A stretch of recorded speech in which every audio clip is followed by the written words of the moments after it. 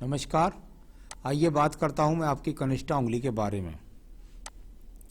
कनिष्ठा उंगली व्यक्ति के जीवन के अंदर ऊंचाइयों को तय करती है। कनिष्ठा उंगली जीवन के सही निर्णय को लेने के लिए तय करती है, बौद्धिक क्षमता के लिए जानी जाती है और यहाँ पर इस उंगली की लंबाई सूर्य की उंगली से बहुत आगे पहुँच गई है। यानी ये एक अपने आप में नेगेटिव बात जो मेरे अनुभव में है, उसके अनुसार जब इस तरह की उंगली ज़्यादा बढ़ जाती है आपकी सूर्य की उंगली के प्रथम कट से, तो ये व्यक्ति के अंदर बहुत ज़्यादा उसके जीवन के अंदर रोड़े अटकाती है, उसके जीवन में उसके टारगेट को पाने नहीं देती है, उसको जीवन में बाधाओं का सामना करना पड़ता है। इस तरह का यहाँ पर इस कनिष्ठा उंगली का फल जाना जाता है।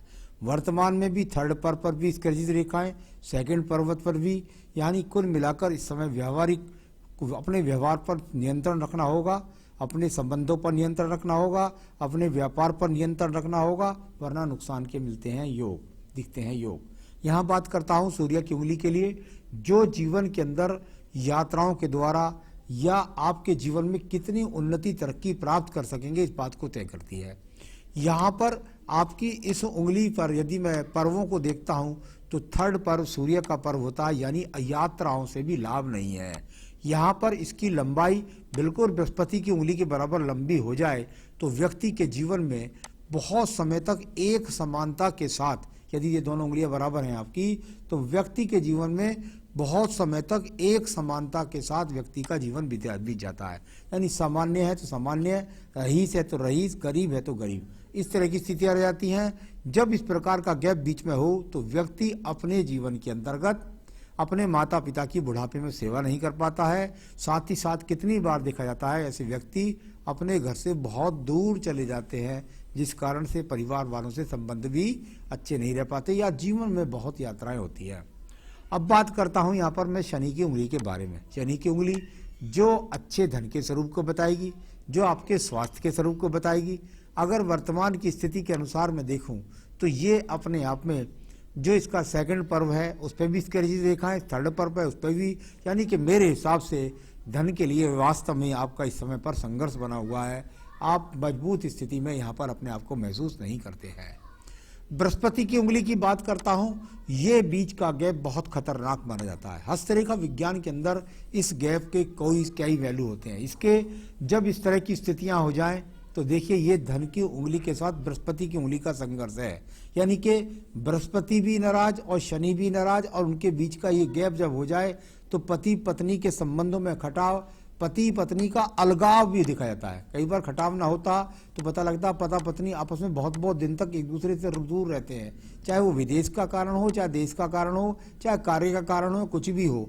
कुल मिलाकर के प्रति व्यक्ति अपने जीवन में जो संसाधन चाहता है अपने बच्चों के प्रति, उसको भी पूरा नहीं कर पाता। तो ये बहुत खराब अपने आप में यहाँ पर बीच का गैप माना जाता है। यहाँ पर आपके बुध पर्व की बात करता हूँ। बुध पर्व और बुध पर्व पर ये सर्जरी चिन्ह, देखिए इस चिन्ह को बोलते हैं सर्जरी चिन्ह। मैं आपको बताता हूँ, ये ऐसे गया और यहाँ ये इस तरीके से विवाह रेखा से में से खुल करके आया। यानी कुल मिलाकर जब व्यक्ति के जीवन में ये सर्जरी चिन्ह बन जाए तो आप, मैं बहुत इसको बुरा मानता हूँ। इसका कारण है, हमेशा भी नहीं रहता, अच्छा भी हो जाता है। इन पर चतुर्भुज बन करके उनके दोषों को दूर भी कर देते हैं, बहुत सारे कारण होते हैं, लेकिन वर्तमान की स्थिति के हिसाब से ये सर्जरी चिन्ह, यानी कि कुल मिलाकर के आप व्यापार कर रहे हैं, नौकरी कर रहे हैं, कुछ भी कर रहे हैं, वहाँ पर आपको बहुत मुश्किलों का सामना करना पड़ रहा है और उसका आपको फल नहीं मिल रहा है। यानी बहुत संघर्ष है। किस तरीके से आप अपने जीवन में धन की संपन्नता को बनाए हुए हैं ये आपका मन ही जानता है। आइए बात करता हूं मैं इसके बाद में आपके सीधा सीधा सूर्य पर्व के बारे में। सूर्य का पर्व, और यहाँ पर अगर आप पहले देखिएगा ये खड़ी हुई रेखाएं, ये जो खड़ी हुई रेखाएं हैं ये क्या कराएंगी, मेहनत कराएंगी। इनका टारगेट क्या होता है, आपको जीवन में मेहनत कराएंगे। इनमें वो चीज भी है जो आपको सफलता भी दिलाएगी। कहीं से देखेंगे तो आपको मछली का सा स्वरूप ऊपर दिखलाई दे जाएगा। यहाँ से खड़ी हुई रेखा भी है, अरे बहुत सुंदर है। यानी कुल मिलाकर कहने वाला कहेगा जी ये तो बहुत सुंदर स्वरूप है, लेकिन इसमें ग्रहण कहाँ हो गया।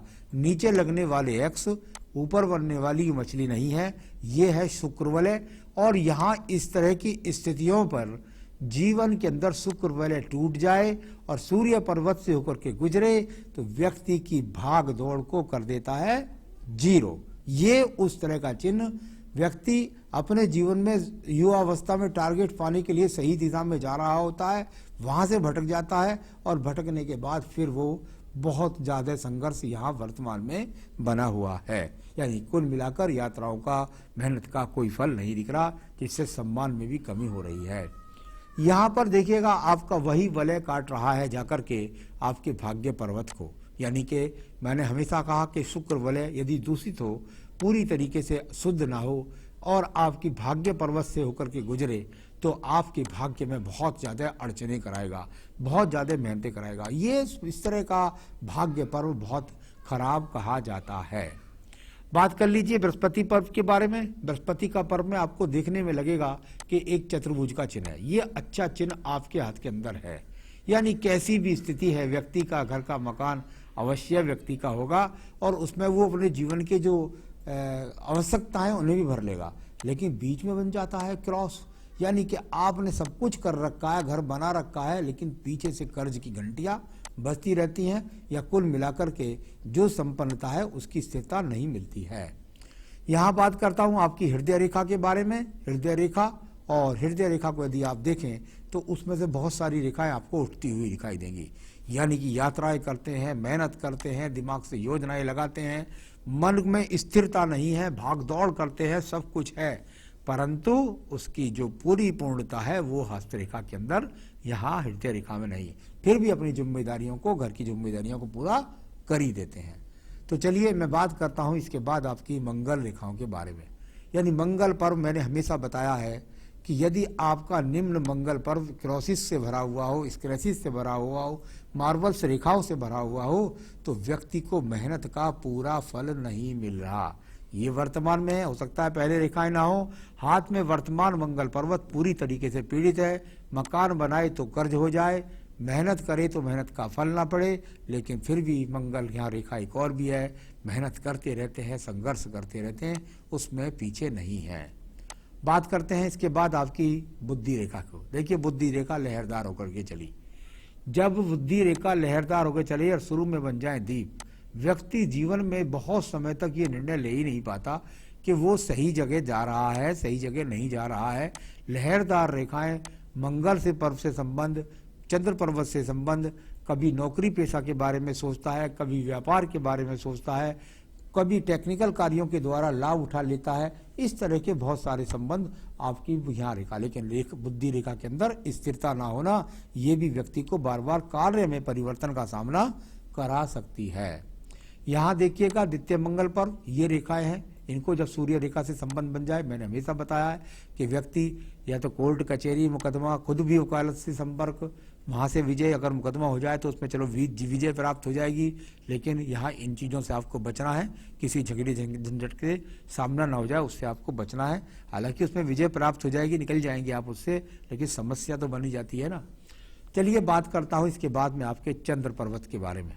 चंद्र पर्वत से निकलने वाली एक रेखा जहाँ प्रगति के लिए सुझाव देती है, लेकिन उसको बहुत सारी स्क्रेचिज रेखाएं काट देती हैं। उसके बराबर छोटे छोटे एक्स के बहुत सारी माइनस रेखाएं, यानी कि भाग दौड़ के बाद बिल्कुल भी यहाँ पर लाभ नहीं। कहीं ना कहीं ये केतु का पर्व का थोड़ा सा संबंध है, बहुत ज़्यादा भाग दौड़ करा देगा, विदेश तक यात्रा करा देगा, लेकिन लाभ वहाँ से नहीं मिलने के संकेत हैं। बहुत तरह की भाग्य रेखा यहाँ पर सपोर्ट नहीं कर रही आपको। व्यापारिक रेखा को देखिएगा, व्यापारिक रेखा चलती है और आपके हाथ के अंदर शुक्र से संभावना है और उसके बाद ये व्यापारिक रेखा है, यानी व्यापारिक गुण तो व्यक्ति के अंदर है। सवाल क्या है कि व्यापार से लाभ कितना मिलेगा या कितना नहीं मिलेगा, ये रेखा तय करती है आपकी भाग्य रेखा। तो व्यापार करते हैं, संसाधनों के लिए मेहनत करते हैं, यहाँ से शुक्र पर्व से निकल करके चंद्र पर्वत के लिए, यानी पर्वत के परिवार की जिम्मेदारियों को निभाने का प्रयास करते हैं। ये सब प्रयास करते हैं, लेकिन उनको बहुत सारी रेखाओं ने काट रखा है, तब भी वो अच्छे संबंध, अच्छी चीज़ें वो जीवन की नहीं बन पाती हैं। भाग्य रेखा को देखिए, बहुत प्यार के साथ आराम से देखिए, ये आपके जीवन में 35 वर्ष तक यहाँ तक गई, 35 से लेकर के, और ये देखिए आपके जीवन में लगभग मैं कह सकता हूँ कि 55 वर्ष तक एक बहुत बेकार सा दीप आपके हाथ के अंदर बन गया। यदि आप देखेंगे तो आपको यहाँ पर दीप बना और ये 35 से लेकर के 55 वर्ष तक जब इस प्रकार के दीप व्यक्ति के हाथों में बन जाते हैं तो व्यक्ति के जीवन के अंदर बहुत संघर्ष कराते हैं। कई बार तो व्यक्ति कई तरह के, एक तरह से कहे ना, कई लोग कई व्यापार भी कर जाता है और उनमें भी व्यक्ति को ये यव का चिन्ह बहुत खतरनाक स्थिति में बैठा हुआ है जो आपको बहुत परेशान करा होगा इसने 35 से लेकर के आपके जीवन के वर्तमान समय तक, यानी कि 55 वर्ष तक। इसके बाद कुछ स्थिति कैसी है वो मैं आपको थोड़ी देर में बताने वाला हूँ। तो ये स्थितियाँ यहाँ पर अच्छी नहीं मिली। भाग्य रेखा 35 तक ही बहुत अच्छी लगी मुझे। उसके बाद मैंने, हालांकि इतना पीछे तक नहीं बोलना चाहिए, मैं सिर्फ 5 वर्ष या वर्तमान के बारे में बोलता हूँ, तो ये फिर भी वो चिन्ह दिखाई दिए हैं जिन्होंने आपके जीवन में बहुत संघर्ष आपको कराया है। चलिए मैं बात करता हूँ शुक्र पर्व के बारे में। शुक्र पर्वत और बहुत बुरी तरीके से पीड़ित है आपका ये शुक्र पर्व। इतना शुक्र पर्व पीड़ित हो जाए तो व्यक्ति के जीवन के अंदर न पत्नी का सुख होता है, पत्नी का सुख हो जाए तो संसाधन का सुख नहीं, संसाधन का सुख हो जाए तो अच्छी गाड़ियां नहीं, मकान का सुख हो जाए तो मकान अच्छा नहीं, लग्जरियस स्थितियां उसमें मजबूत नहीं। ये बहुत खराब शुक्र पर्वत है जो आपको बहुत जीवन में आपको परेशान कर रहा होगा संसाधनों की लड़ाई में। आइए बात करता हूं आपकी आयु रेखा के बारे में। आयु रेखा, और यदि आप आयु रेखा को देखेंगे तो लगातार इस पर मंगल रेखाओं का बहुत आगमन रहा और यहाँ जाकर के यदि इसको देखता हूँ तो ये यहाँ 55 से लेकर के और ये 60 वर्ष तक एक छोटा सा दीप और यहाँ आपके आयु खंड में दिखाई दिया। उसके बाद कुछ स्थितियाँ ठीक दिखाई दी। एक दीप खत्म हुआ भाग्य रेखा पर तो दूसरा शुरू हो गया 55 से लेकर के आयु रेखा में 60 वर्ष तक। तो ये अपने आप में यहाँ अच्छी स्थिति नहीं दिखाई इसने पर्वत ने। लेकिन चलिए आयु रेखा है, इसको मैं बता देता हूँ। ये आपकी लगभग 69 से 70 वर्ष की आयु रेखा वर्तमान के अंदर है। तो ये बहुत सारी चीज़ें थी, परिवार से कुछ सपोर्ट भी मिली होगी, पैतृक कुछ संपत्ति भी मिली होगी, लेकिन आपके भाग्य से आप मेहनत के बाद भी उतना फल नहीं प्राप्त कर सके, आपके हाथ के निचोड़ ने बताया। आइए सवालों पर चलता हूँ। बिजनेस में कब सक्सेस मिलेगी, इनकम कब इम्प्रूव होगी। देखिए भाई साहब, मैं आपको बिल्कुल स्पष्ट बता दे रहा हूँ कि आपने यदि इस समय कोई कर्ज ले लिया या कोई किसी नए काम में इन्वेस्टमेंट कर दिया तो समझ लीजिए आपके पैसे पूरी तरीके से फंसने का एक दीप और बन गया है। यानी पिछला संघर्ष खत्म हुआ नहीं और नए योग में आप और फंस गए। इसलिए कृपया करके आप जो है अभी बिल्कुल जिस भी स्थितियां में है उसी स्थिति को सुदृढ़ करें। कुछ उपाय मैं बताऊंगा, उसमें सुधार अवश्य मिलेगा, लाभ अवश्य मिलेगा। तो लेकिन आपको बहुत ज़्यादा अपने आप पर नियंत्रण रखना पड़ेगा, वरना आप कोई बड़ा नुकसान और भी कर सकते हैं। तो ये बिजनेस में सफल मुझे अभी 4-5 साल तक और दिखाई नहीं पड़ती। इनकम कब इम्प्रूव होगी इसके भी कोई लक्षण दिखलाई नहीं पड़ते। आप कोई अन्य कर्ज ना लेने, मुझे ये डर और बाकी है। क्या इंडिया से बाहर या काम करना चाहिए या कहाँ सक्सेस मिलेगी? आप इंडिया में काम कर लीजिए, इंडिया से बाहर कर लीजिए, कहीं भी कर लीजिए, सफलता आपको वर्तमान आपके भाग्य आपका साथ नहीं है। आपका भोगकाल आपको ऐसा नहीं कहता कि अभी आपको कहीं भी सक्सेस मिले। इंडिया में या बाहर अपनी प्रॉपर्टी के योग हैं क्या? है तो किस एज में है? थोड़ा सा सूर्य रेखा से, थोड़ा सा भाग्य रेखा से मुझको ऐसा लगता है, और चतुर्भुज भी बना था आपके बृहस्पति पर ऐसा आप हो सकता है, लेकिन होगा।